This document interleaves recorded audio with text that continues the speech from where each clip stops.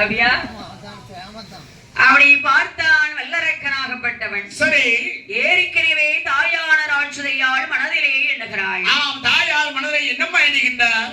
அரக்கனுக்கு வயது 21 வயதானது. நாமல் ஆண்டு வரும் அவனிக்கடை 56 தேசத்தையும் அரக்கனுக்கு நாமல் அழகாகவே பட்டம் சூட்டி வைக்க அம்மை ஆசைப்பட்டாள். அறிந்தவேற்கு பார்க்க வைத்தாள், அறியாதவேற்கு பரையோசை சாற்றினாள். பரையோசை காதில் கேட்டு அந்ததாவது 56 தேசத்து அரசர்கள் வருகிறார்கள். ஈழம், பாண்டி, யாழ்ப்பாணம், சேகரம், சோழம், கொங்கு வங்காளம், குந்தம், மகதம், குச்சரம், வராடம், ஆரியம், சிலுங்கு, கண்ணோசி, காம்போதி, நேபாளம், பப்பிரதேசம், பவுண்டராஜ்யம், அயோத்தியாபுரி என்று சொல்லக்கூடிய 56 நாட்டு அரசர்கள் வந்தார்கள். அரக்கனை அழகாக மஞ்சள் நீராட வைத்து பீதாம்பர வஸ்திரம் அணிந்து 56 தேசத்தை அரக்கனுக்கு அழகாக பட்டம் சூட்டி வைத்தாள். அரக்கன் அரியாசனத்தில் அமர்ந்தான். அரக்கனுக்கு தலையிலே தங்க கிரீடம் அமர்ந்தது. அரக்கன் தான் என்றால் அகம் கொண்டான். தான் என்ற அகத்தோடு அரக்கன் 56 நாட்டை என்ன விதமாக அரசாண்டு வருகிறான். ஆனால் எப்படி அரசாண்டு வருகின்றான்? பஜச்சரம் அணியம் மாட்டானே,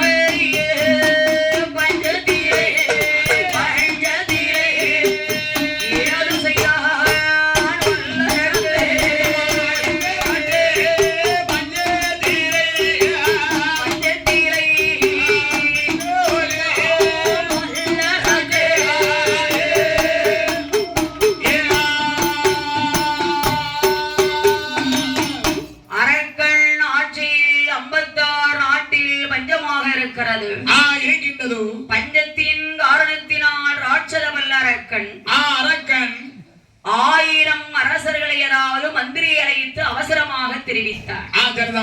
வாருங்களையா மந்திரி.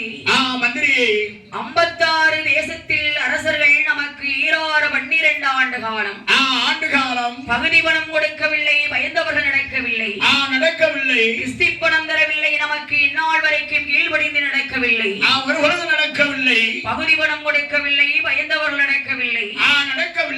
ஆகையினால் மந்திரி 56 தேசத்து சிற்ற அரசரிடத்தில் நீங்கள் சென்று 12 வருடகால பகுதி பணத்தை பாக்கி இல்லாமல் வாங்கிக் கொண்டு வர வேண்டும் என்றார். அரக்கன் தெரிவித்தான். பார்த்தார்கள் 1000 மந்திரிகளும் பார்த்து மன்னன் சொல்லை தட்டிடாமல்